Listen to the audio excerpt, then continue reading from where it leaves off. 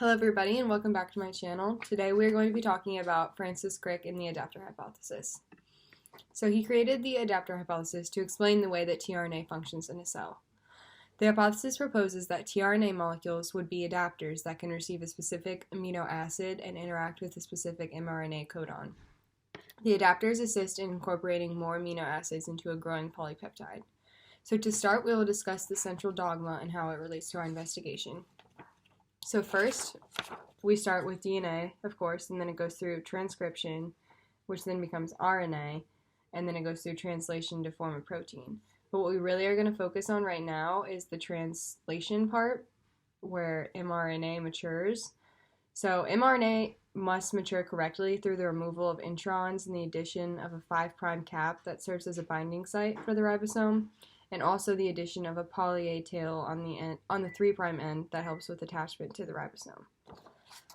So, ribosomes are complexes made of rRNA and proteins including a small and large subunit.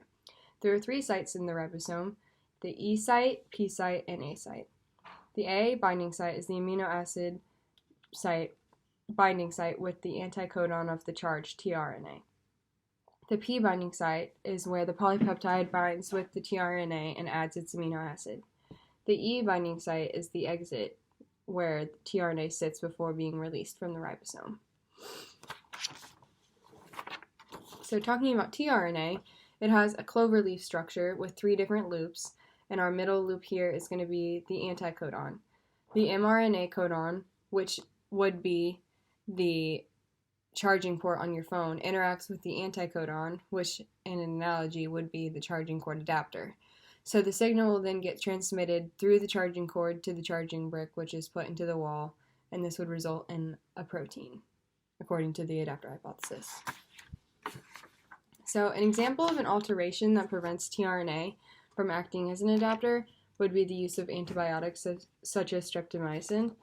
So this is just a diagram of a tRNA molecule on a ribosome, but we're going to look at this and focus on the 30S small subunit of the ribosome. So streptomycin destabilizes binding between the subunit and the correct tRNA while simultaneously stabilizing the binding of the subunit to the wrong tRNA, and this affects thereby effectively removing this discrimination between the correct and the wrong tRNA. So this will cause the bacterial supply chain to create new proteins and disrupt the bacteria reproduction and life cycle, which could possibly result in cell death. And that is all for today.